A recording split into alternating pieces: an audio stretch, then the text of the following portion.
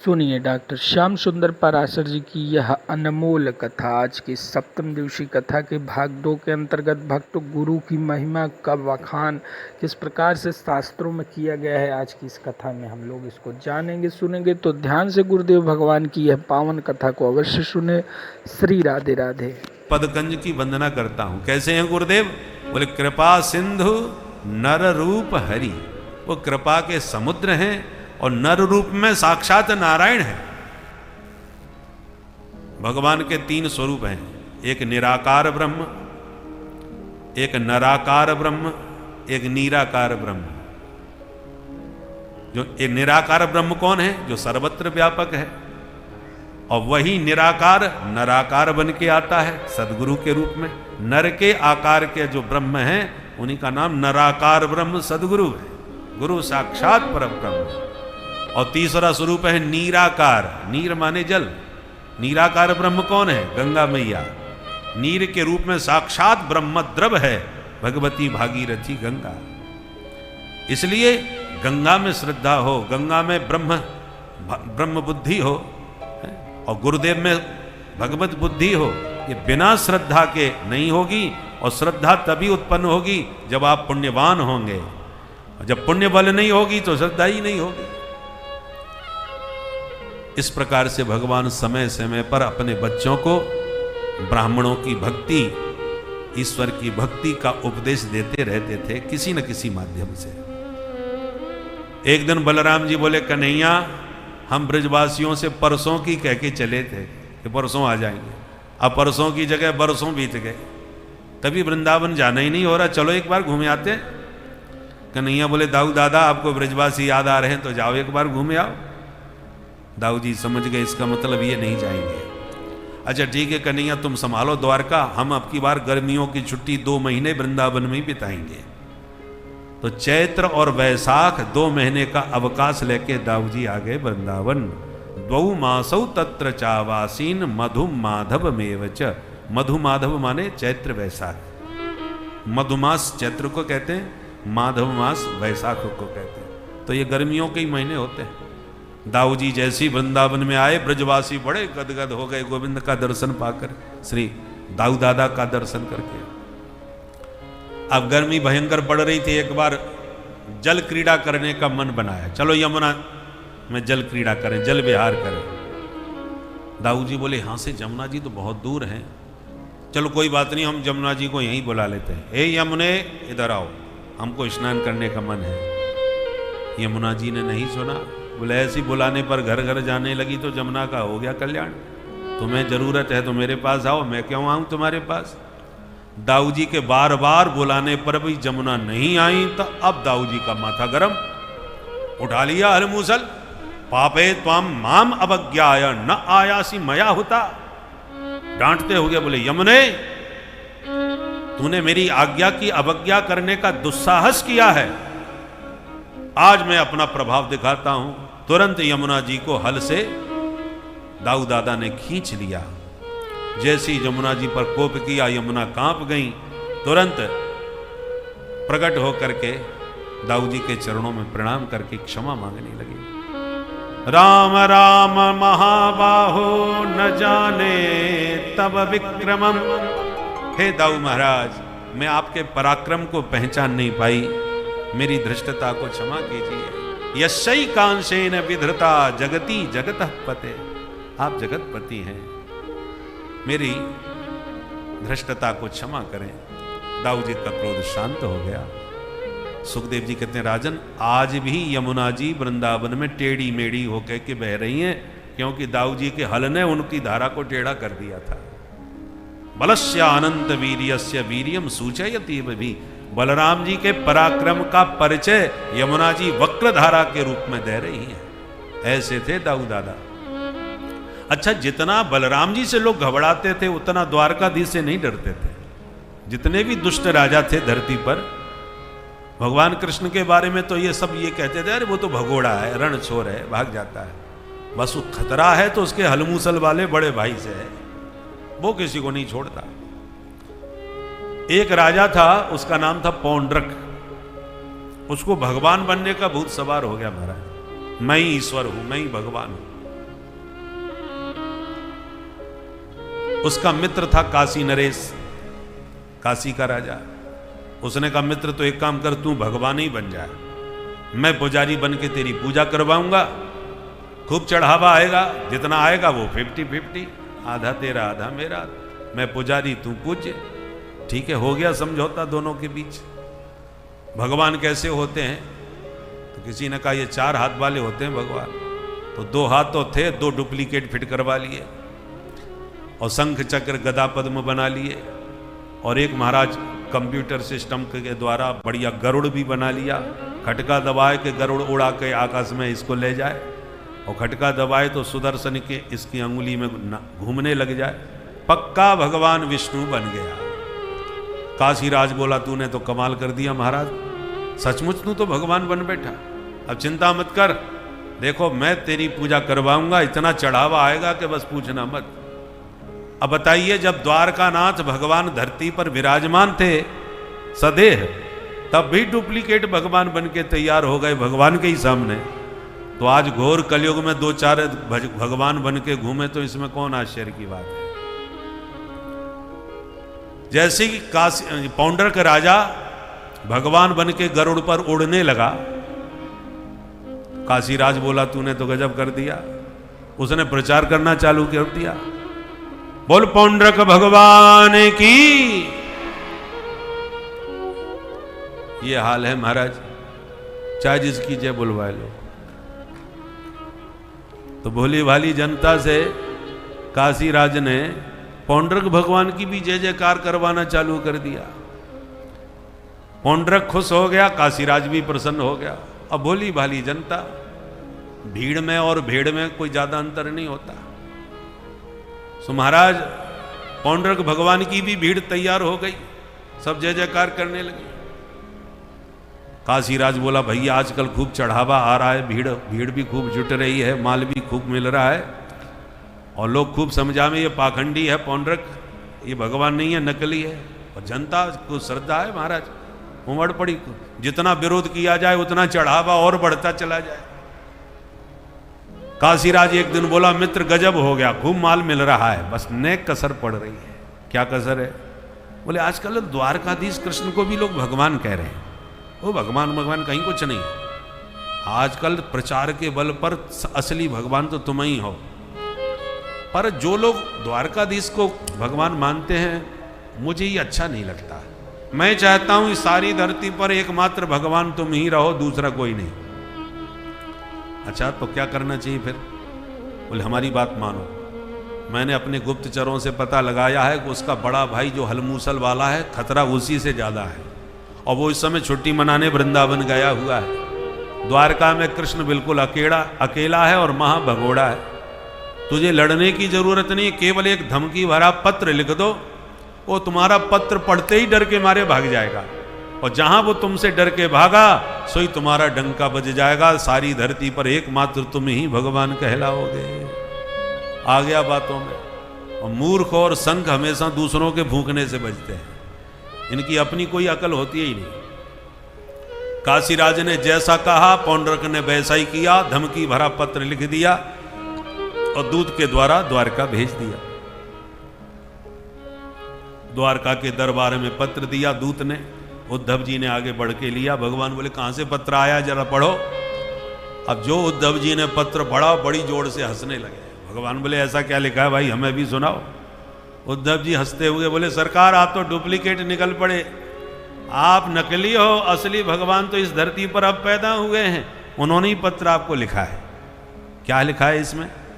बोले वासुदेवो वतीणो हम एक एवन चापरः भूतानामनुकंपार्थम त्वं तु मिथ्याभिधाम त्यज।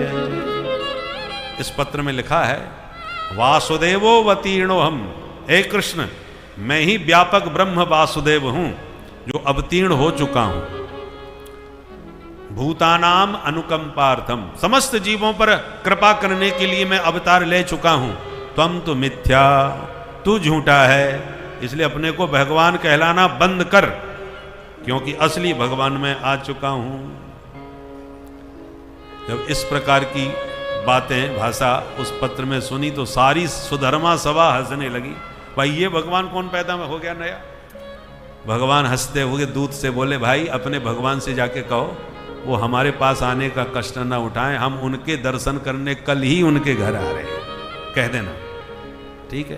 दूत ने ला करके पौंड्रक को कह दिया कि उन्होंने ऐसा बोला है कि वो कल तुमसे मिलने यहीं आएंगे। जो इतना सुना पौंड्रक की धड़कन तेज हो गई। काशीराज को बुला के कहा, क्यों रे मूर्ख, तूने कहां फंसा दिया मेरे को। तू तो कह रहा था मेरा पत्र पढ़ के वो डर के भाग जाएगा, पर उसने तो संदेश दिया कि वो हमसे मिलने यहां आएगा। इसका मतलब अब वो हमको जिंदा नहीं छोड़ेगा। मैंने सुना है कृष्ण बहुत बलवान है। काशीराज बोला, क्यों घबरा रहा है। देख भाई, भगवान बनना है तो थोड़ा बहुत तो रिस्क लेनी पड़ती है। हमने सोचा कि जैसे जरासंध के डर से मथुरा छोड़ के भाग गया था, वैसे ही हमारे डर से द्वारका छोड़ के भाग जाएगा। कभी कभी दाव उल्टा पड़ जाता है। मुझे ऐसा लगता है कि पहले वो अकेला था, अब 56 करोड़ का परिवार उसके साथ हो गया है, इसलिए अब वो बहुत बलवान हो चुका है।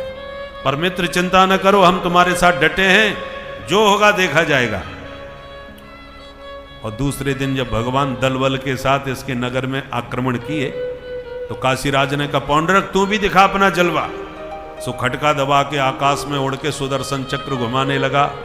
जैसे इसको देखा भगवान बड़ी जोर से हंसने लगे। उद्धव से बोले, भाई इसने तो कमाल कर दिया, सचमुच गरुड़ भी बना लिया, 4 हाथ भी बना लिए, शंख चक्र गदा पद्मी भी बना लिया, आकाश में भी उड़ने लग गया। पर उद्धव कुछ भी कहो, इसने मेरा रूप का कितना चिंतन किया होगा, जो कहीं से भी कसर नहीं छोड़ी, ज्यों का त्यों हमारा डुप्लीकेट बन गया।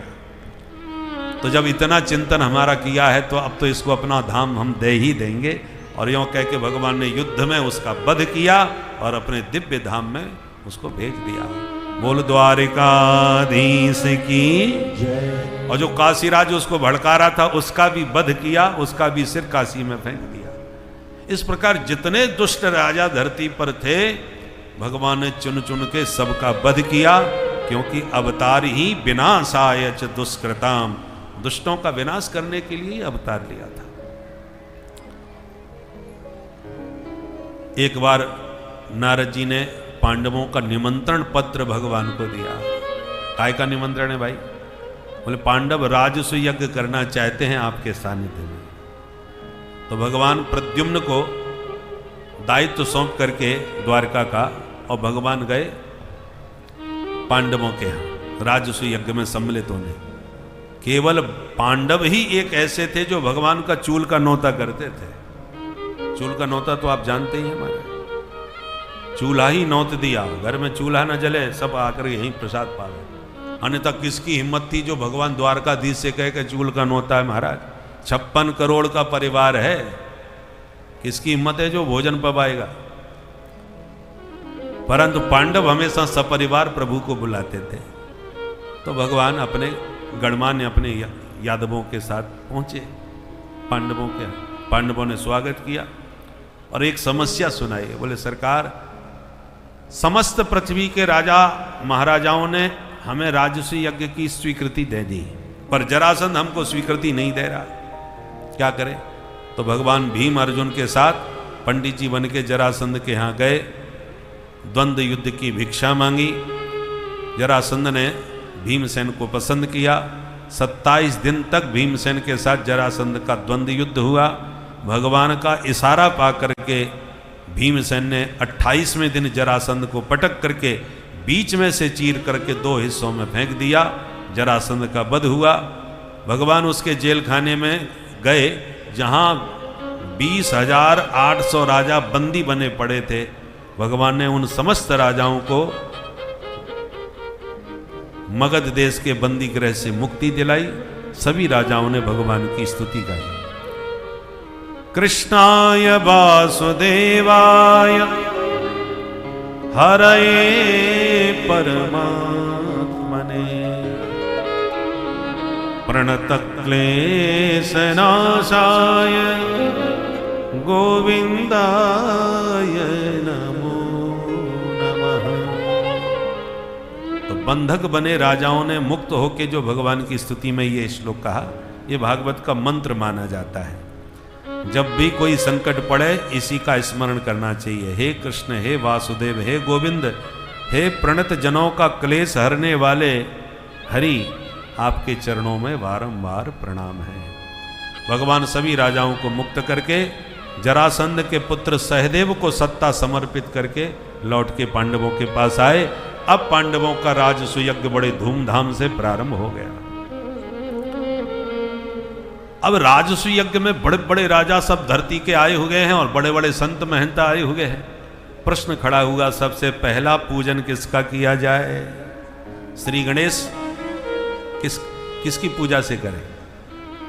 तो सहदेव ने खड़े होकर कहा, मेरी दृष्टि में तो भगवान द्वारकाधीश से बढ़िया पात्र कोई नहीं।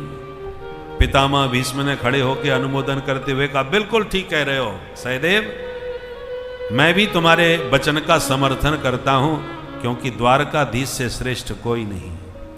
तो करतल ध्वनि से प्रस्ताव पारित हो गया। परंतु जैसी पांडवों ने हाथ पकड़ के भगवान को मुख्य गद्दी पर बैठा के पूजन प्रारंभ किया, उसी सभा में बैठा था शिशुपाल, उसके तो तन बदन में आग लग गई कि वही श्रीमान जी हैं कि दूल्हा बन के हम गए थे और हमारी दुल्हन लेके ये भग गए थे। उस दिन की बेइज्जती जिंदगी में भूल नहीं पाऊंगा। आज मेरा मौका है, मैं भी इसको नहीं छोड़ूंगा।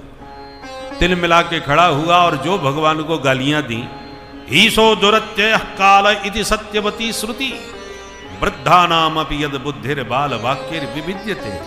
हमने शास्त्रों में सुना था कि समय बड़ा बलवान होता है, पर आज हम देख रहे हैं एक बच्चे ने प्रस्ताव रखा और बुढ़े ने पारित कर दिया, और आप लोगों की बुद्धि कहां चली गई? सबने एक स्वर से स्वीकार कर लिया।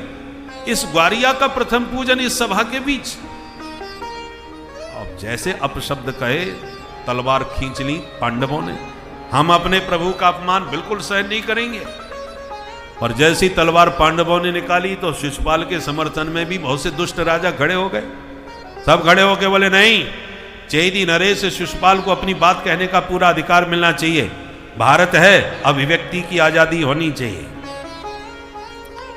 और इसी देश में अभिव्यक्ति की आजादी के नाम पर लोग न जाने क्या क्या बकवास करने लगते हैं। इसी देश की राजधानी दिल्ली में पढ़े लिखे लोगों के बीच में और नारे लगाए जाते हैं अभिव्यक्ति की आजादी के नाम पर कि भारत तेरे टुकड़े होंगे। और आश्चर्य होता है कि ऐसे दुष्टों के साथ में भी बहुत से लोग खड़े हो जाते हैं राजनीतिक लाभ लेने के लिए, और अभिव्यक्ति की आजादी का नाम देते हैं। क्या भाई, कहना स्वतंत्र है, जो चाहे अपनी बात कह सकता है। तो आज शिशुपाल के पक्ष में भी बहुत से दुष्ट राजा खड़े हो गए कि शिशुपाल को बोलने का अधिकार मिलना चाहिए। भगवान को लगा ये यज्ञ भूमि कहीं युद्ध भूमि ना बन जाए हमारे कारण, तो भगवान ने अपने ही पक्षधर पांडवों से कहा, भैया सब तुम लोग शांत बैठ जाओ, ये हम और कोई नहीं है, पराया नहीं है, हमारी बुआ का लड़का है, इस नाते मेरा भाई है। तो हम भाइयों के बीच में द्विपक्षीय वार्ता होने दो, तीसरे पक्षी की हमें जरूरत नहीं है, हमारे दोनों के बीच में कोई ना आवे, वो जो कहता है उसे कहने दो। तो भगवान ने अपने पांडवों को बैठाया तो विपक्ष के शिशुपाल के समर्थक भी बैठ गए, और शिशुपाल गाली पर गाली देता गया। गोविंद शांति से सुनते गए और गिनते गए। जहां 100 गाली पूरी हुई, भगवान बोले, सावधान शिशुपाल, तुम्हारी मां मेरी बुआ है, मैंने बुआ को वचन दिया था कि तुम्हारे पुत्र के 100 अपराध में क्षमा करूंगा, इसलिए मैंने क्षमा किए, अब तुम मत बोलना। पर यह कहां रुकने वाला था? जहां 101 गाली दी तो सिरक्षुरांत चक्रेण जहारा पतितम रिपो, एक दिव्य सुदर्शन भगवान की अंगुली में प्रकट हुआ, एक क्षण में उसका सिर काट के दूर फेंक दिया। एक दिव्य प्रकाश उसके शरीर से प्रकट हुआ जो भगवान के चरणों में विलीन हो गया। बोल द्वारिकाधीश की जय। अब जितने दुष्ट राजा जो शिशुपाल के समर्थन में खड़े हो रहे थे, उन्होंने यह दृश्य देखा तो थर थर कांप गए।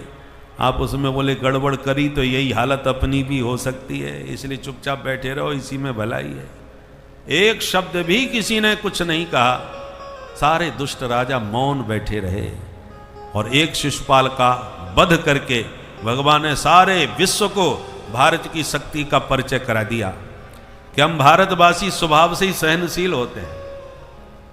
हमारी मूल भावना है सर्वे भवन्तु सुखिनः सर्वे सन्तु निरामयाः सर्वे भद्राणि पश्यन्तु माँ कश्चित दुख भाग भवे। कोई दुखी ना हो, सबका मंगल हो। केवल भारतवर्ष में सनातन धर्म ही एक ऐसा है जो कहता है विश्व का कल्याण हो। केवल भारत का कल्याण हो, केवल सनातन धर्म का कल्याण हो, ऐसा नहीं, सारे विश्व का कल्याण हो। ये औदार्य, ये उदारता सनातन धर्म में, भारतवर्ष में है। तो भगवान ने कहा, भगवान ने सारे विश्व के, क्योंकि सब राजा बैठे हुए थे राजसूय यज्ञ की सभा में, भगवान ने कहा हम सहिष्णु हैं, सहनशील हैं, परंतु कायर नहीं है। हमने 100 गाली सुन ली, ये हमने अपनी सहनशीलता का परिचय दिया, पर प्राय होता क्या है, आप किसी को जवाब ना दो, सहन करते जाओ तो लोग आपको कायर ही समझ बैठते हैं। हमारी सहिष्णुता का दुरुपयोग जो करते हैं, हमको कायर जो समझते हैं, उनके लिए हमारे ऋषियों ने दूसरा सूत्र भी हमें दिया है, सठे साठ्यम समाचरेत। जो जिस भाषा में समझता हो उसको उसी भाषा में ही समझाना चाहिए। शांति की भाषा जो नहीं समझते उनके लिए क्रांति की भाषा भी हमें आती है। एक शिशुपाल को दंड दिया तो सारे उद्दंड अपने आप ही शांत बैठ गए, एक ने भी आवाज नहीं निकाली। हमको इस भगवान के चरित्र से सीखना चाहिए कि आप शांति प्रिय बनो, अच्छी बात है, पर लोग कायर तुम्हें न समझ बैठे, इसके लिए भी सावधान रहिए। हम शांति के कबूतर कितने बरसों से उड़ाए जा रहे थे और पड़ोसी हमारे पास आतंकवादी भेजते जा रहे थे, कब कहाँ बम फट जाए कोई ठिकाना नहीं था। पर जब से हमने उसके घर में थप्पड़ मारना घुस करके चालू कर दिया, तब से उस देश को कटोरा लेके भिखारी बना दिया। पूरे विश्व में भटकता फिर रहा है, कोई भीख देने वाला नहीं मिल रहा, उसके साथ कोई खड़ा नजर नहीं आ रहा। तो जब शांति की भाषा कोई न समझे तो क्रांति की भाषा समझाना बहुत आवश्यक है, तभी लोग समाज आपका आदर करेगा। जब आप कितने भी शक्तिशाली अपने मन में बने रहो, परंतु जब तक आप उसका उत्तर नहीं देंगे उसी भाषा में, तब तक कोई समाज आपका आदर नहीं करेगा, दुनिया आपको कायर ही सिद्ध करती रहेगी। ये भगवान ने विश्व समुदाय को भारत का संदेश दिया कि हम किसी को छेड़ते नहीं, और जो बार बार हमें छेड़े उसे हम छोड़ते नहीं। और इस प्रकार से भगवान ने राजसूय यज्ञ पांडवों का बड़े आनंद के साथ संपन्न कराया, बिना किसी विघ्न बाधा के। बोलो भक्तवत्सल भगवान की जय। सुखदेव जी कहते हैं, परीक्षित भगवान के चरित्र तो अनंत हैं, कोई था नहीं। हरि अनंत, हरि कथा अनंता। अब तुम बताओ तुम क्या सुनना चाहते हो? तब परीक्षित हाथ जोड़ के बोले, प्रभु भगवान का एक नाम है दीन बंधु, परंतु कभी किसी दीन को भगवान ने बंधु बनाया भी था कि केवल नाम के ही दीन बंधु है। तब सुखदेव जी को सुदामा जी की याद आई और सबसे पहले सुदामा जी का परिचय दिया, कौन है सुदामा। और आश्चर्य की बात है, 2 अध्यायों में सुदामा जी का चरित्र कहा है सुखदेव जी ने, एक बार भी अपने मुख से सुदामा नाम ही नहीं लिया, केवल सुदामा जी के विशेषणों के द्वारा उनका परिचय दिया। उपाधियां, कृष्णस्यासीत् सखा कश्चित् ब्राह्मणो ब्रह्मवेत्तमः विरक्त इंद्रियार्थेषु प्रशांतात्मा जितेन्द्रियः। सुखदेव जी के शब्दों में सुदामा जी का परिचय। सुदामा जी कौन है? भगवान श्री कृष्ण के परम प्रिय सखा हैं। सुदामा, सुदामा का अर्थ क्या होता है? दाम माने धन। सुंदर धन जिसके पास हो वो सुदामा। हम और आप जो धन कमाते हैं ये सुंदर नहीं है, कमाने में भयंकर कष्ट, और ज्यादा कमा लो तो उसकी सुरक्षा में भयंकर कष्ट, बहुत टेंशन होता है, और ज्यादा खर्च हो जाए तो महाकष्ट। तो ये धन हमेशा कष्ट ही देता रहता है। आये दुखम व्यये दुखम दुखम च परिरक्षते। कमाने में भी कष्ट दे, उसकी सुरक्षा में भी कष्ट हो, और गंवाने में महाकष्ट हो, इसलिए इसको सुंदर दाम नहीं कहते। सुंदर दाम क्या है? सुंदर दाम वह है जो भक्तिमती मीरा ने कमाया, जिस संपत्ति को पाकर के मीरा ने मस्ती में गाया, पायो जी माने राम रतन धन पायो, पायो जी माने राम रतन धन पायो, पायो जी माने राम रतन धन पायो, पायो जी माने राम रतन धन पायो। कहां से पाया? मीरा जी पता बता रही है।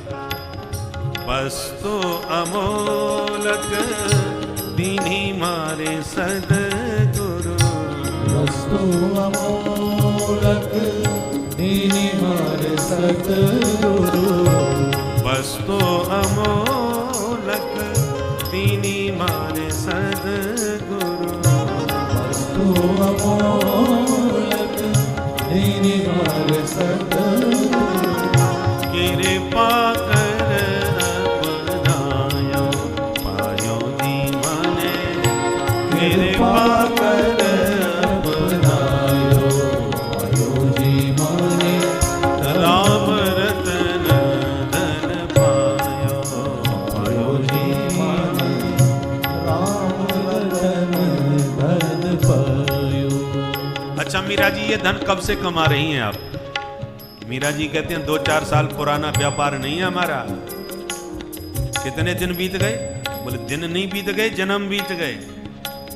जन्म जन्म की पूंजी पागी, जन्म जन्म की पूंजी पाए, जन्म जन्म की हाँ जन्म जन्म की,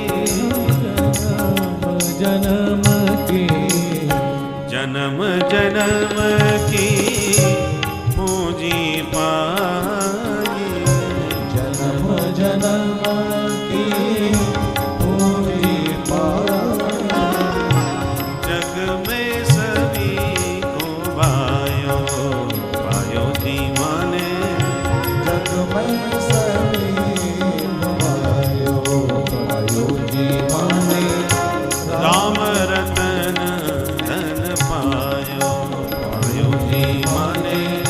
राम रतन धन पायो। अच्छा मीरा जी एक बात बताओ, तुम कह रही हो हम जन्म जन्म से कमा रही हैं, तो जन्म जन्म की कमाई रख कहाँ रही हो आप? ऐसी कौन सी विश्व बैंक है जहां पर जमा कर देते हो? हम तो एक जन्म की पूंजी नहीं संभाल पा रहे। एक छोटा सा घोटाला किया था 100 करोड़ का, तो यहाँ रख नहीं पा रहे थे, इसलिए हमने स्विच बैंक में सप्लाई कर दिया था। आजकल 24 घंटे उसके ऊपर भी काले बादल छाए हुए हैं, कब किस फाइल में हमारा नाम ना निकल पड़े, इसके कारण टेंशन में रहते हैं। तो हम एक जन्म की पूंजी संभाल नहीं पा रहे, तुम इतने जन्मों की पूंजी रखती कहाँ हो?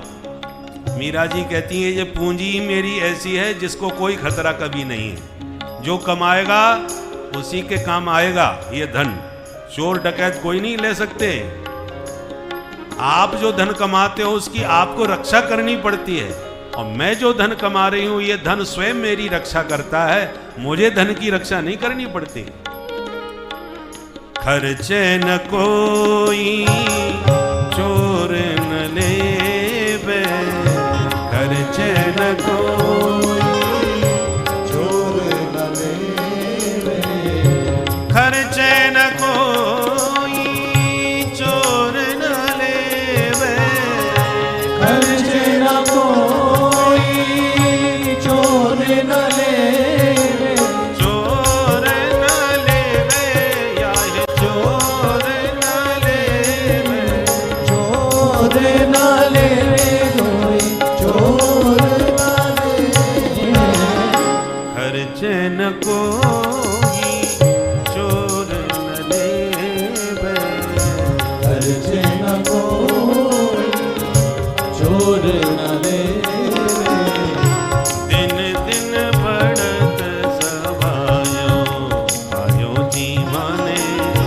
दिन दिन बढ़त सवायो, पायो जी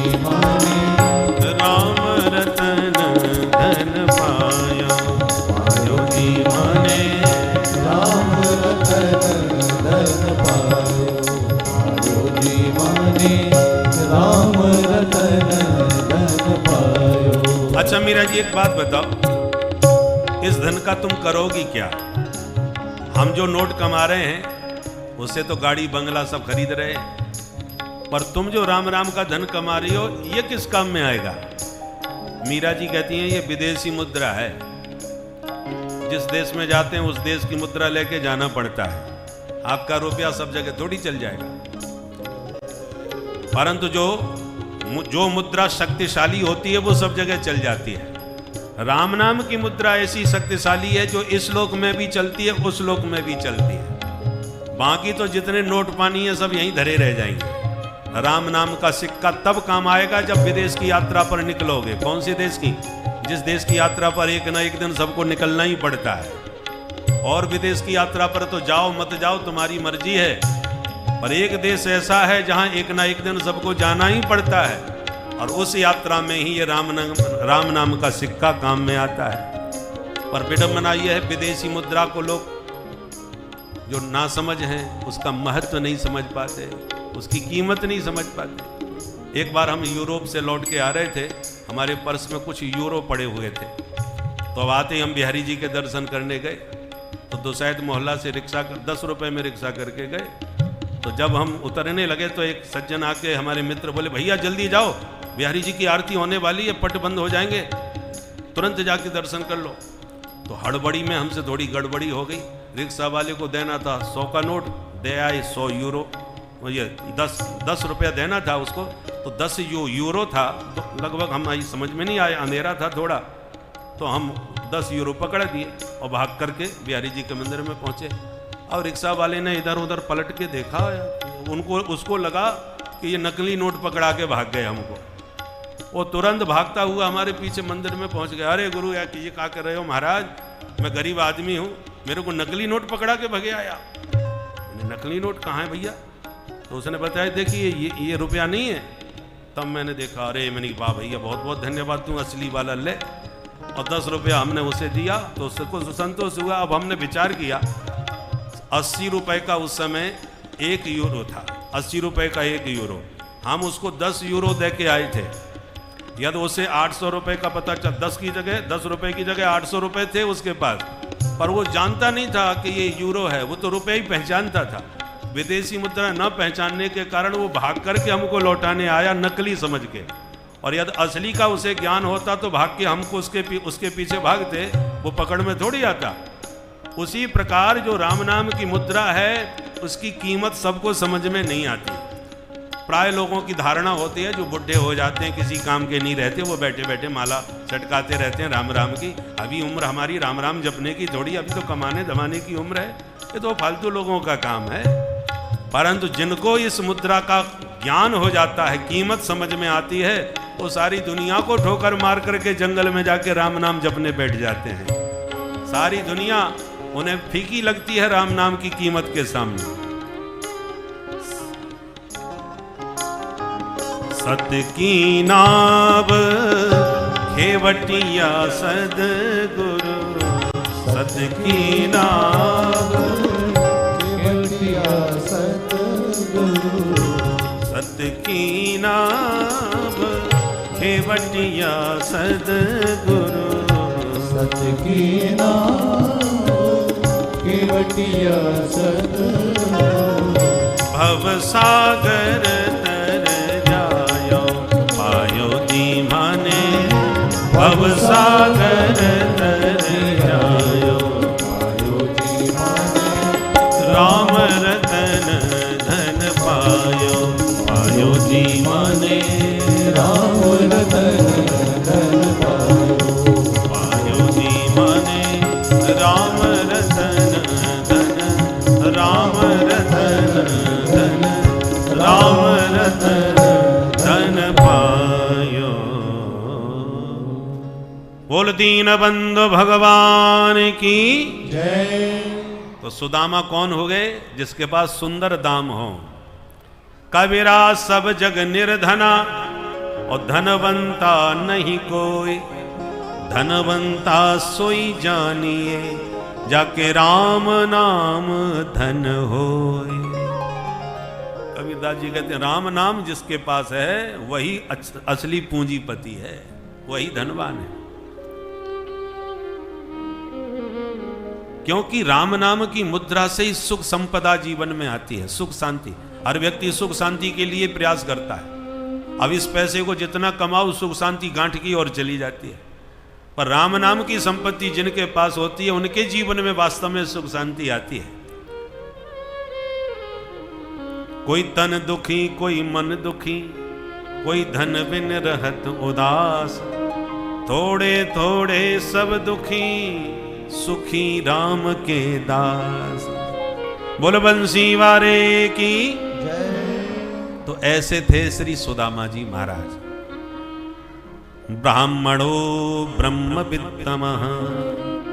सुखदेव जी कहते हैं सुदामा जी ब्राह्मण थे, पर केवल ब्राह्मण कहने से उनको आत्मसंतुष्टि नहीं मिली। ब्राह्मण तो सब प्रकार के होते हैं, रावण भी तो थे। और लोग आजकल कहते हैं कि ग्रंथों में ब्राह्मणों ने अपनी पूजा लिखवा ली है और ब्राह्मणवाद कहते हैं, ब्राह्मणवाद।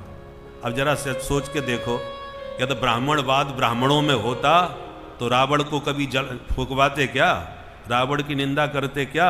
आज शास्त्रों में रावण की ही कीर्ति भरी होती यदि ब्राह्मणवाद उस समय इस प्रकार का चला होता तो।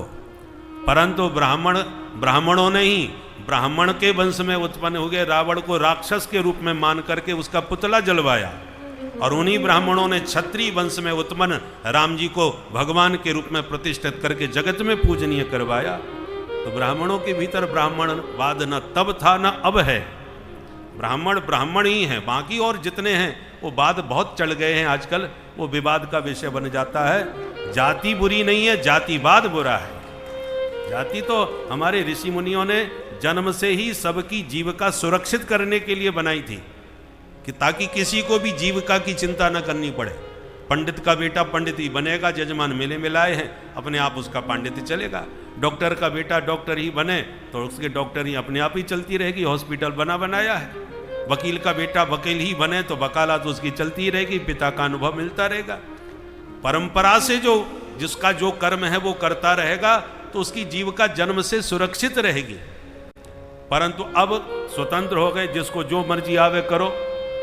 अब डॉक्टर का बेटा यदि वकालत सीखने जाएगा तो पिता का तो अनुभव मिलेगा नहीं, दूसरे के संरक्षण में उसे सीखना पड़ेगा, फिर अपना ऑफिस नया खुलवाना पड़ेगा, हॉस्पिटल तो उसके मतलब का रहा नहीं, सब व्यवस्था बिगड़ जाएगी।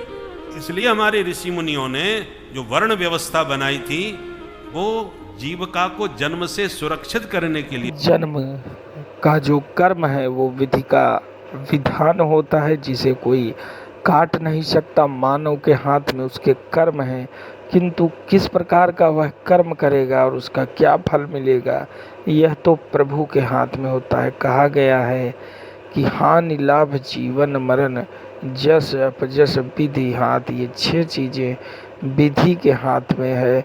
इस पर मानव का बस नहीं चलता, और जब विधि चाहेगी उसी हिसाब से आपके पूरे संसार जीवन को चलाएगी। इसीलिए प्रभु के अस्तित्व के साथ रहकर प्रभु की कृपा पात्र बने रहें भक्तों।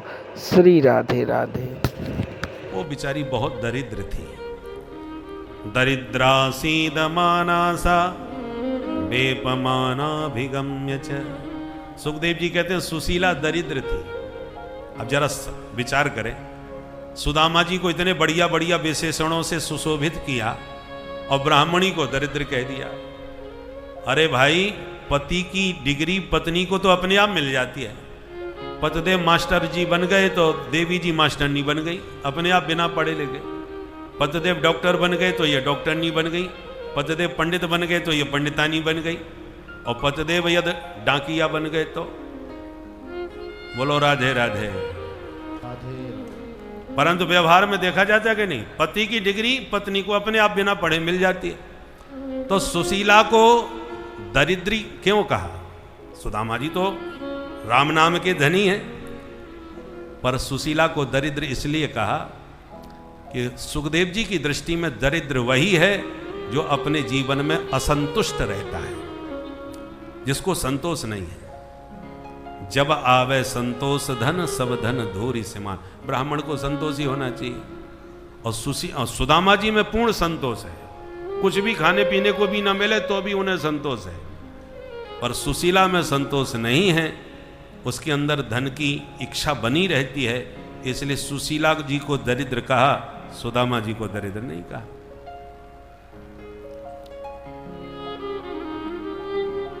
भगवान शंकराचार्य जी, आदि शंकराचार्य जी का एक ग्रंथ है प्रश्नोत्तरी, जिसमें प्रश्नोत्तर स्वयं दिए हैं। तो उसमें उन्होंने प्रश्न किया है, को वा दरिद्रो, दुनिया में दरिद्र कौन है?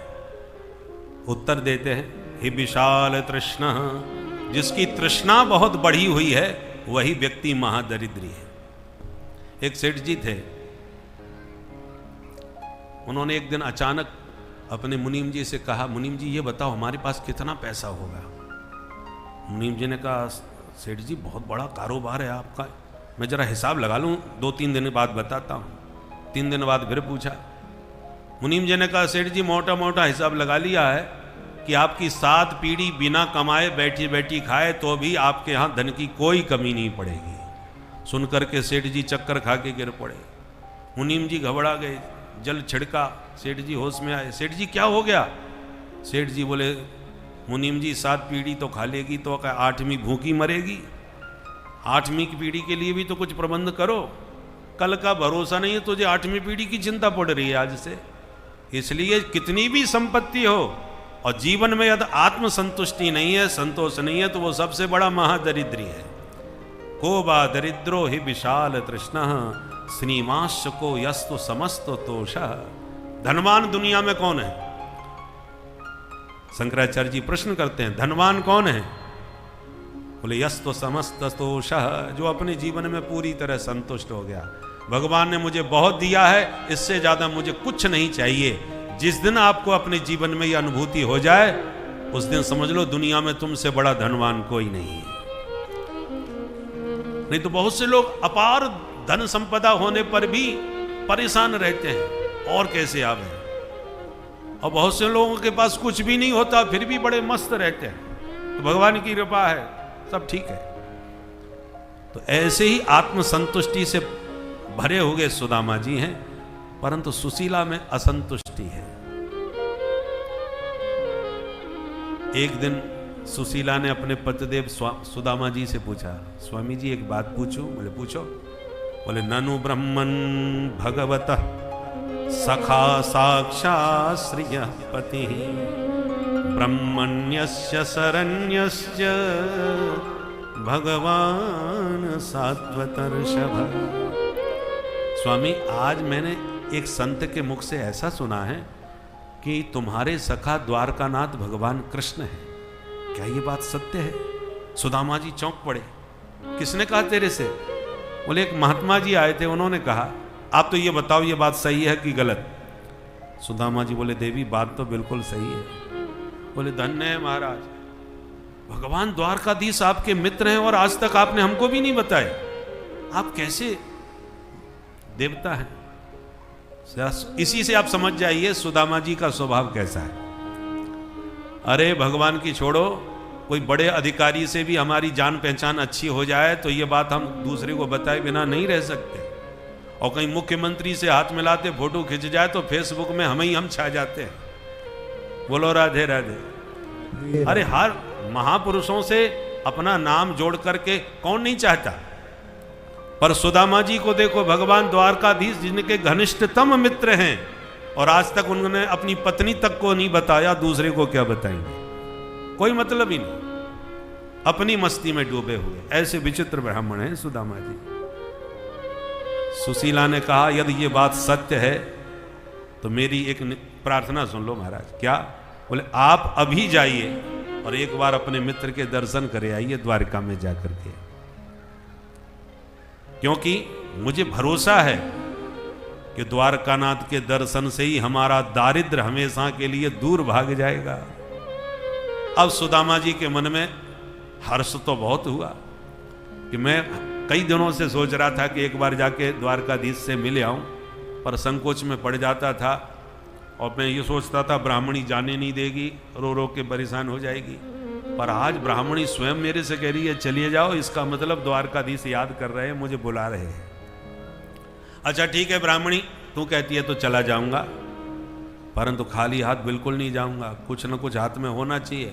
कई जगह ऐसी होती हैं जहां खाली हाथ नहीं जाना चाहिए। संत दर्शन के लिए जाओ, गुरुदेव से मिलने जाओ, देव दर्शन के लिए जाओ, तो वहाँ राजा महाराजाओं से मिलने जाओ तो खाली हाथ नहीं जाया जाता। वो राजा है, मेरा मित्र है, वर्षों के बाद मिलूंगा तो कुछ तो भेंट हाथ में होनी चाहिए। सुशीला बोली उसकी चिंता न करो, मैं व्यवस्था बनाऊंगी। तुरंत गई और 4 घर से एक एक मुट्ठी चावल सुशीला मांग ली। याचित्वा चतुरो मुष्टि विप्रान पृथुक तंडुलान शैलखंडेन तान बद्ध्वा भर्त्रे प्रादादुपायनम्। सुखदेव जी कहते हैं 4 मुट्ठी चावल 4 घर से मिले, पर सुशीला जब घर ले आई तो पूरे घर में इतने कपड़े का टुकड़ा नहीं मिला जो 4 मुट्ठी चावल की छोटी सी पोटली भी बंध सके। वस्त्र का टुकड़ा नहीं था मेरा। पुरानी एक रखी हुई जीर्ण सीर्ण हजारों छिद्रों से युक्त धोती मिल गई। उसी धोती को दुबरा तिबरा करके छिद्रों को छुपा करके जैसे तैसे 4 मुट्ठी चावल की पोटली बंध सकी और अपने स्वामी जी को समर्पित करके सुशीला ने निवेदन किया, स्वामी जी यही तुच्छ भेंट देना, पर जब भेंट दो तो एक संदेश मेरा सुना देना। तुझे क्या कहना है? बोले बस इतना कहना, 1 मास 2 पाख में 2 एकादशी हो, सो प्रभु दीन दयाल ने नित्य प्रतिदीन मोहे। हे दीन बंधु, जगत में सभी प्राणी आपके जो भक्त हैं वो महीना में 2 बार ही एकादशी का व्रत रखते हैं, पर मेरी ऊपर ऐसी कृपा है आपकी कि लगभग 12 मास हमारे घर में तो एकादशी ही बनी रहती है। जिस दिन कुछ भी खाने पीने की व्यवस्था नहीं होती तो उस दिन बच्चों को यही समझाती हूँ कि बच्चों आज एकादशी है, आज के दिन भोजन निषिद्ध है, और यूं ही कह के उन बच्चों को भूखा सुलाती हूँ। कभी इस घर में द्वादशी का भी उदय होगा कि नहीं। थोड़े से शब्दों में सुशीला ने अपने मन की पीड़ा कह सुनाई। सुदामा जी बोले ठीक है देवी, तेरी बात भी कह दूंगा, और बगल में पोटली दबाए सुदामा जी चल पड़े। मन में एक ही अभिलाषा सुदामा जी के, अयम ही परमो लाभ उत्तम श्लोक दर्शनम।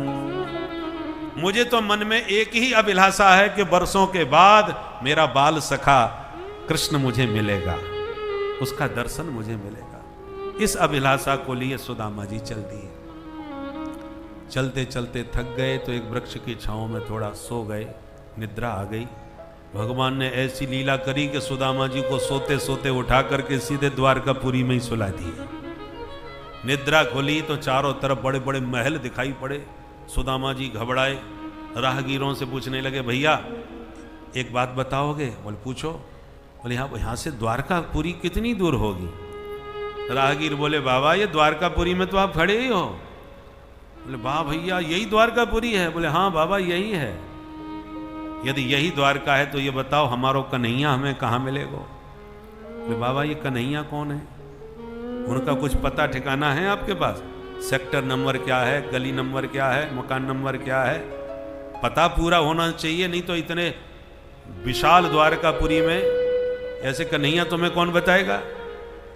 सुदामा जी बोले देख भाई पता ठिकाना तो मुझे कछु ना मालूम, पर मैंने ऐसी सुन राखी है कि वो द्वारका को राजा है, मेरे बचपन को मित्र है, तो मैं प्यार से बातें कन्हैया कहूँ।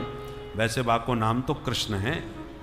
जो कृष्ण नाम सुना राहगीर भौचक्के से मुंह देखने लगे। हे ब्राह्मण देवता, मालूम है तुम किसका नाम ले रहे हो? वो यहाँ के मालिक हैं, सर्वेश्वर हैं, राजाधिराज हैं, उनका नाम कोई ऐसे लेता है? तो भैया कैसे नाम लियो जाए? सेवकों ने कहा भाई कब से कब कुछ तो विशेषण आदरणीय उनके नाम में लगाओ। श्री श्री 1008 श्री महाराजाधिराज गोविप्र प्रतिपालक भगवान द्वारकानाथ श्री कृष्णचंद्र जी महाराज, ऐसे बोलिए। सुदामा जी तो डर गए, भैया तेने तो बड़ो लंबो चौड़ो नाम सुनाई दियो भाई। अच्छा ये बता वो तुम्हारे महाराजाधिराज हमें कहाँ मिलेंगे?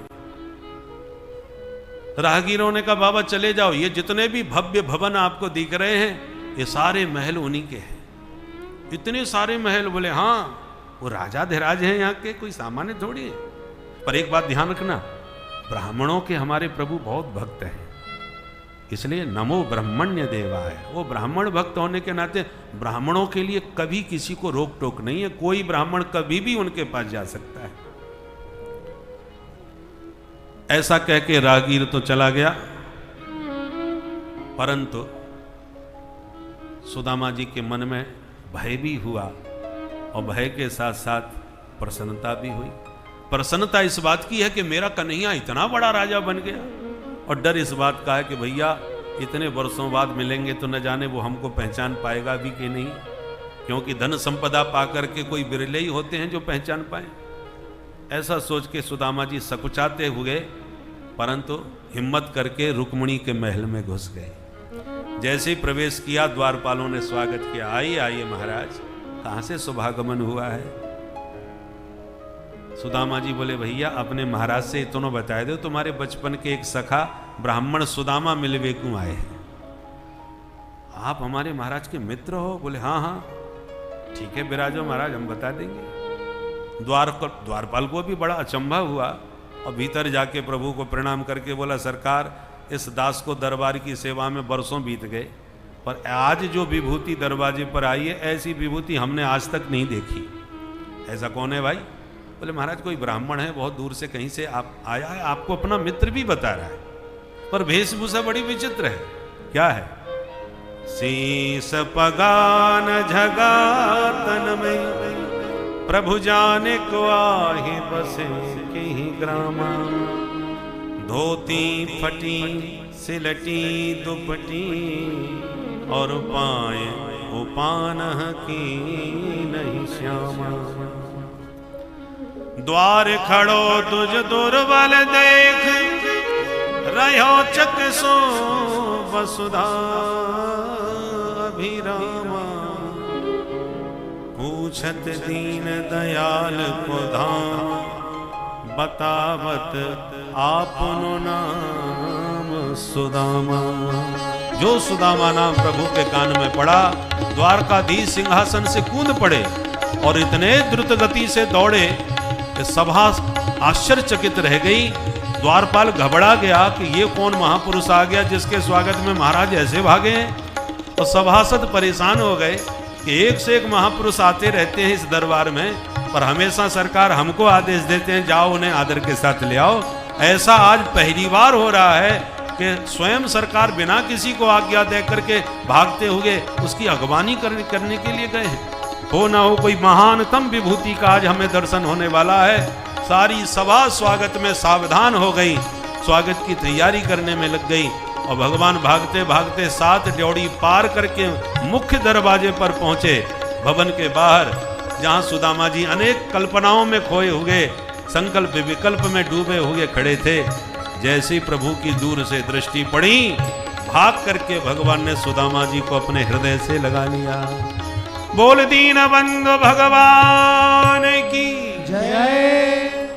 दोनों ही मित्र एक दूसरे के कंठ लग करके इतने आनंद मग्न हो गए कि दोनों का ही कंठ रुंध गया, नेत्र सजल हो गए, शरीर रोमांच कंटकित हो गया, कोई किसी से कुछ बोल ही ना पाया। भगवान बिना कुछ बोले बिना कुछ कहे हाथ पकड़ के सुदामा जी को आदर के साथ भवन के भीतर लाए और लाकर सीधे अपने निज सिंहासन पर सुदामा जी को बैठा दिए। रुक्मिणी को इशारा किया कि शीघ्र जल लेके आओ, पाद प्रक्षालन करना है।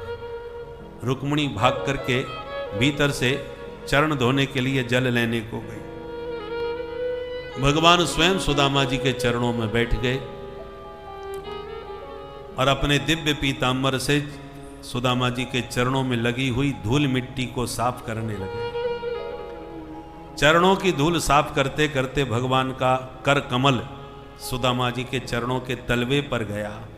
धीरे धीरे तलवे पर हाथ सहलाया, तब पता चला सुदामा जी को भान ही नहीं है उनके चरणों में कितने कांटे चुभे हुए हैं। भगवान एक एक करके कांटा निकालते गए, और जब कांटा निकलता है तो साथ में रक्त भी निकल पड़ता है।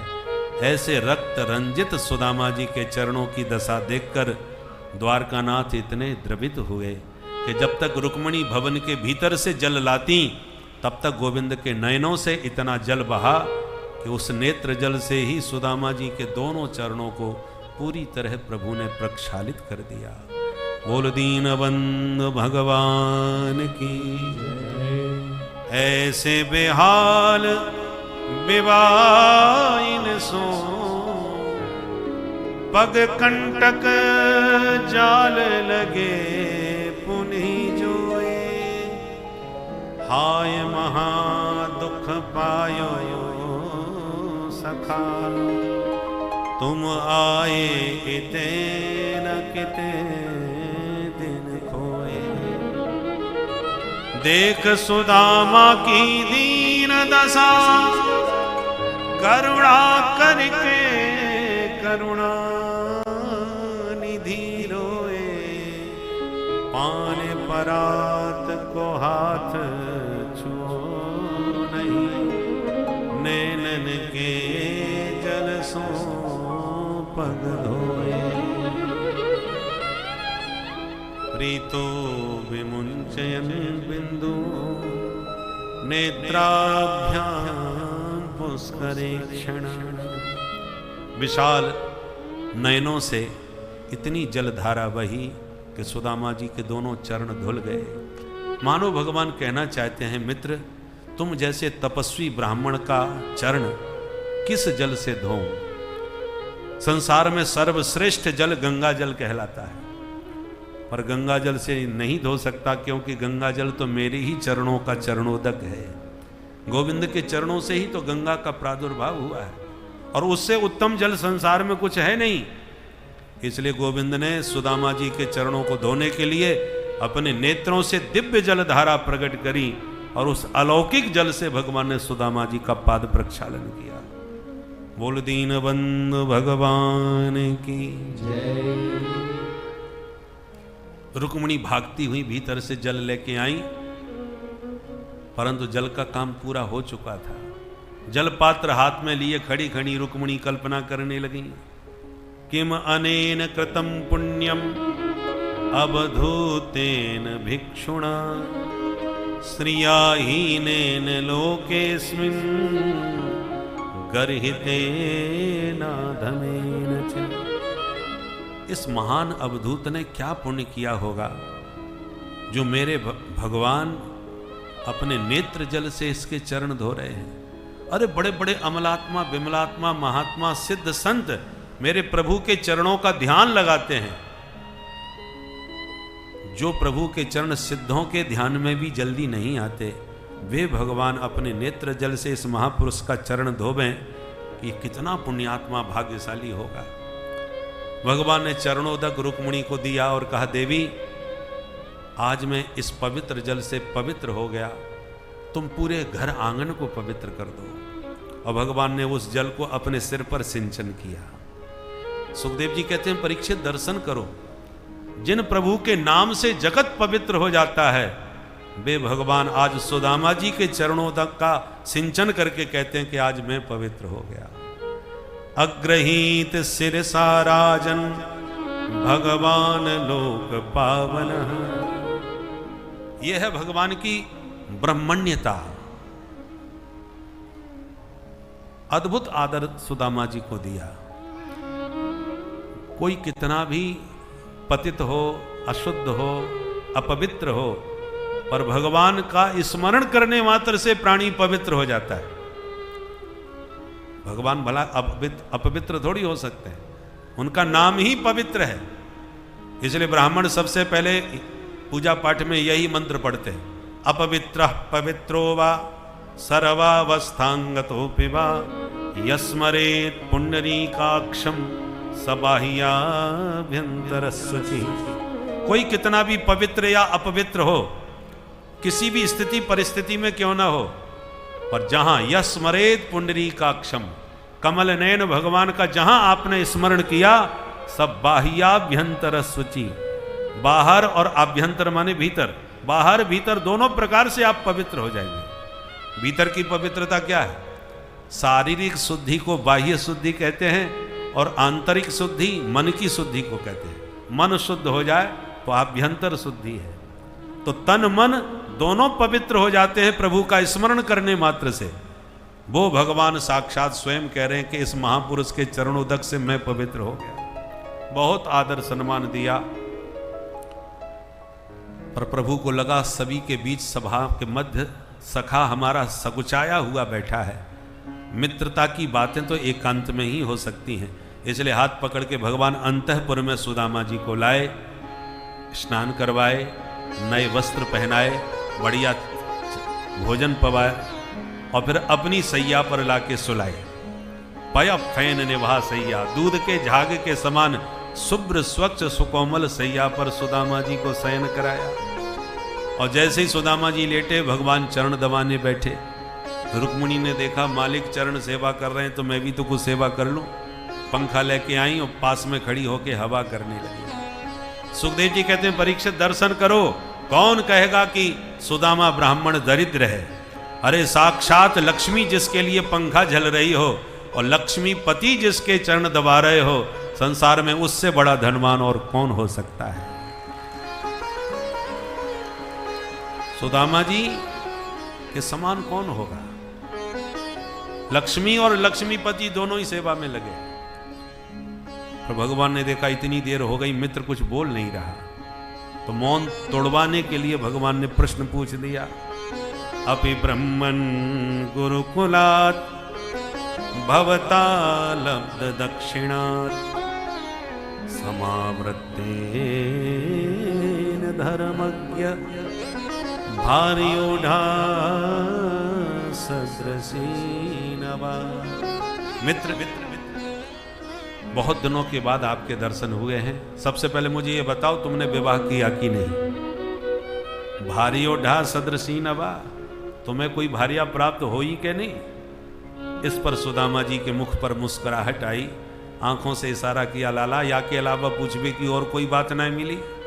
मेरे विवाह की बड़ी चिंता है तो को। भगवान हंस के बोले, मित्र बचपन में विद्यार्थी जीवन में तुम हमेशा बाबा बैरागियों की बातें बहुत करते थे, इसलिए शंका है कहीं बाबा जी यही तो ना बन गए। सुदामा जी बोले, ना कि नहीं, अब विवाह है गए और तेरी भाभी को नाम है सुशीला। ब्राह्मणी को जैसो ही नाम है वैसो ही स्वभाव है। तो जीवन की गाड़ी आनंद से चल रही है। अब तू बता लाला, तेरो विवाह भयो कि ना है। बचपन के विद्यार्थी बुढ़ापे में मिले तो यही सब बातें हों। जब पूछा कन्हैया तू बता तेरो ब्याह भयो कि ना है, हंस करके भगवान हाथ जोड़ के बोले, मित्र मेरी मत पूछो, अब घर में ही हमारे बैठे हो, हम सबसे मिलवाएंगे, वो बाद में बताएंगे। पर पहले ये बताओ, तुमने चुपचाप अकेले अकेले विवाह कैसे कर लियो, वो सूचना तक ना दे। सुदामा जी बोले, लाला तो बुलावो, कोई हंसी खेल है। आज हम बड़े भाग्यशाली हैं जो तेरे दर्शन मिल गए हमें। भगवान बोले, ऐसी बातें मित्रता में अच्छी ना लगे। अच्छा पहले ये बताओ, भाभी जी से कबू मेरी चर्चा भई के ना है। सुदामा जी बोले, सांची बताऊं, तेरी भाभी नहीं तेरे पास भेजो है। भगवान बोले, अच्छा तो भाभी के भेजवेते आयो। ये तो भाभी जी ने मेरे पास भेजा है तो मेरे लिए तो कुछ न कुछ भाभी जी ने अवश्य ही भेजा होगा। अब सुदामा जी की धड़कन तेज भई। 4 घर के टूटे फूटे चावल ब्राह्मणी ने दे हैं, ये इतना बड़ो राजा धीराज में याकू कैसे दिखाऊं। तो पोटरी बगर में बड़ी जोर से छुपाई ली। अरे कन्हैया भैया, हम पे का धरो जो तेरे ताई कचू ला सकें दे सकें। भगवान बोले, ऐसी बातें मत कियो करो, लाए हो तो दो, नहीं तो मना करो, कोई बात नहीं। सुदामा जी बोले, लाला मैं सच में कछू ना लायो। भगवान हंस करके बोले, मित्र मालूम पड़े बचपन की आदतें अभी भी सुधरी ना है तुम्हारी। का मतलब? बोले, याद है एक बार हम दोनों भैया गए थे संविधा लेने गुरु आज्ञा से। गुरुकुल का ये नियम था। देखो भारत की प्राचीन गुरुकुल पद्धति कितनी सुंदर थी कि उसी गुरुकुल में एक महान अकिंचन गरीब से गरीब ब्राह्मण का बेटा भी पढ़ रहा है और उसी गुरुकुल में राजकुमार कृष्ण भी पढ़ रहे हैं। सबको समान शिक्षा। भारतवर्ष में शिक्षा और स्वास्थ्य पर 1 रुपया किसी का खर्च नहीं होता था, जबकि आज सबसे ज्यादा इन्हीं दोनों पर खर्च होता है। नेक स्वास्थ्य खराब हुआ तुम्हारा लंबा ही बिल बनता है। और शिक्षा के मामले में भी अच्छा ही पढ़ाई लिखाई करनी है तो मोटी रकम खाली खर्च करनी पड़ेगी, जबकि प्राचीन भारत में शिक्षा और स्वास्थ्य निःशुल्क था। आज सुदामा गुरुकुल के प्रसंगों को स्मरण कर रहे हैं। अच्छा, सुदामा जी यदि कोई पाठ भूल जाते तो गुरु जी का आदेश था, जाओ समिधा बीन के लाओ, लकड़ी बीन के लाओ जंगल से, ये दंड था। तो जब सुदामा जी भूल जाते तो कन्हैया भी भूल जाते कि गुरु जी आज मुझे भी याद नहीं हो पाया। भगवान तो सर्वज्ञ हैं, पर मित्रता निभाने के लिए भगवान जानबूझ करके भूल जाते थे। फिर दोनों मित्र लकड़ी बीनने जाते, तो प्रसंग याद कर रहे हैं कि एक बार लकड़ी बीनते बीनते कितना भयंकर पानी बरसा, पूरा जंगल पानी से लबालब भर गया। हम दोनों भैया वृक्ष के नीचे रात भर ठिठुरते रहे, पानी में भीगते रहे।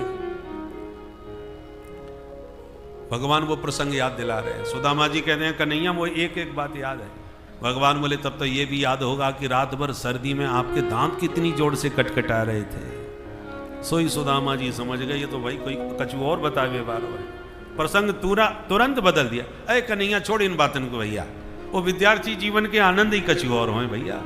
संसार में जो बीते हुए कर्म होते हैं भक्तों, वह कर्म जो है हमें यह सीख देते हैं कि हम अपने भविष्य को किस प्रकार से उज्जवल कर सकते हैं, निर्मल कर सकते हैं। क्योंकि प्राचीन दृष्टांतों को सुनकर भी आज के युग का प्रमाणित अस्तित्व दिया जाता है कि हमें किस प्रकार से उन लोगों की तरह या प्रभु की तरह या अन्य सब की तरह कैसे रहना और चलना चाहिए। यह सभी बातें हमें अपने पूर्वजों के बताई किंवदंतियों के अनुसार बात से बात बढ़ती हुई एक व्यक्ति से दूसरे व्यक्ति तक जाकर और पीढ़ी दर पीढ़ी बात वही सुरक्षित रहती है।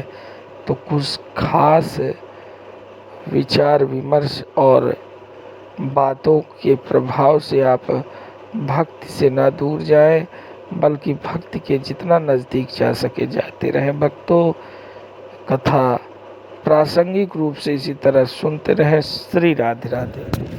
कौन सी बीमारी हो गई हाथ में? सुदामा जी बोले बीमारी का चूना है, लंबी यात्रा पैदल पैदल चल के आए हैं तो हाथ पैर में थोड़ा बहुत तो दर्द है ही जाए। भगवान बोले लो, तो पहले क्यों नहीं बताया, हम फालतू में इतनी देर से पैर दबा रहे। अरे हाथ में दर्द है तो हाथ पकड़ाओ, 2 मिनट में तुम्हारा दर्द दूर भगाऊं। भगवान सुदामा जी बोले लाला मेरे हाथ से हाथ मत लगाइयो, मैं बिल्कुल ठीक हूं, मेरी न को चिंता मत कर। भगवान बोले नहीं, अब हाथ में दर्द है तो हाथ को दर्द तो दूर करके ही रहेंगे। और जबरदस्ती प्रभु ने हाथ आगे बढ़ाया। स्वयं जहार किमिदम इति प्रतुक तंडुलान, पोटली जो बगल में दबी थी वो छीन ली भगवान ने और बोले अरे ये पुटरिया में कहा माल पानी है भाई। सुदामा जी तो मुंह लटका के रह गए। भगवान ने पोटली खोली और जो तंदुल दिखाई पड़े एक मुट्ठी भर के अपने मुखार बिंद में डाल लिए।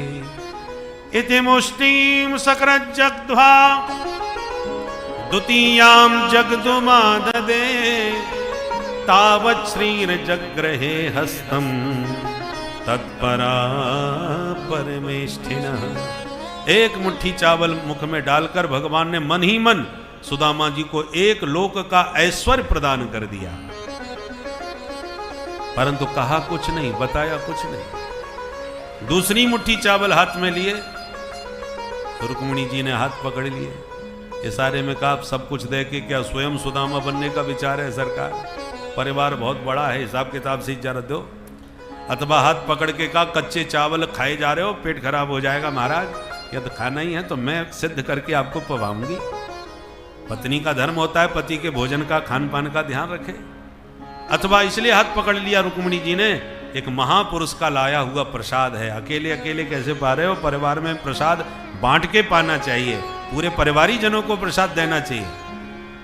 तो भगवान बोले ठीक है देवी ले जाओ, ये सब प्रसाद सबको बांट के आओ। रुक्मिणी श्रद्धा से पोटली लेके भीतर गई और भगवान बोले मित्र बता नहीं सकता क्या स्वाद आया भाभी जी के इस प्रसाद में, और इतनी देर से छुपा के बैठे थे, कुछ तो भाभी जी ने मेरे लिए कहा ही होगा।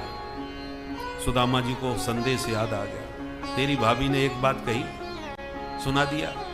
एक मास द्वे पाख में 2 एकादशी हो, सो प्रभु दीन दयाल ने नित्य प्रतिदीन मोहे। सुन करके भगवान आंख बंद करके सजल नेत्र हो गए, कुछ बोले नहीं। पर आंख बंद किए, एक क्षण में उत्तर घर पहुंचा दिया। होनी थी सो भय गई, फिर नहीं ऐसी होई, भाभी तेरे भवन में नित्य द्वादशी हो। बोल दीन बंधु भगवान की, तुझे देते नहीं देखा मगर झोली भरी देखी। जब आप अपने प्रभु को 2 हाथों से दोगे, क्योंकि 2 ही हाथ हैं, तो भगवान भी फिर बदले में अपने 1000 हाथों से देते हैं, क्योंकि उनके 1000 हाथ हैं। 1000 हाथ वाला देने लग जाए तो 2 हाथ वाला कितना संभाल पाएगा, और 1000 हाथ वाला यदि छीनने लग जाए तो 2 हाथ वाला क्या बचा पाएगा। तो देने के निराले ढंग हैं और लेने के भी विचित्र तरीके हैं। मस कहीं करहीं बिरंच प्रभु, अजह मसकते हीन। कृपा करें तो मच्छर को ब्रह्मा बना दें, और कोप करें तो ब्रह्मा को भी मच्छर से गया गुजरा कर दे। पर सुदामा जी को कुछ नहीं बताया। जैसे ही रात्रि में खूब सत्संग हुआ, सबसे मिले जुले, और जैसे ही सवेरा हुआ सुदामा जी बोले, लाला अब घर चलेंगे, तेरी भाभी राह देख रही होगी।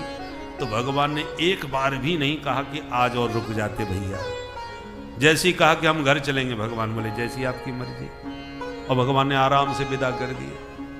अब सुदामा जी विदा तो हो लिए, पर रास्ते में सोचते जा रहे हैं, भाई स्वागत सत्कार तो बड़ो जोरदार भयो, पर लेवे देवे वाली बात कछु ना भाई।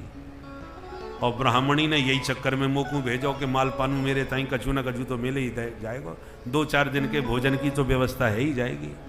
अब खाली हाथ देखेगी तो ब्राह्मणी तो बेचारी न जाने कहाँ का सोचेगी, ऐसे मन में सोच रहे हैं। फिर बोले ना, मुझे तो जितना मिला उतना दुनिया में किसी को नहीं मिल सकता।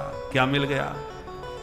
क्वाहम दरिद्र पापिया क्व कृष्ण श्रीनिकेतन,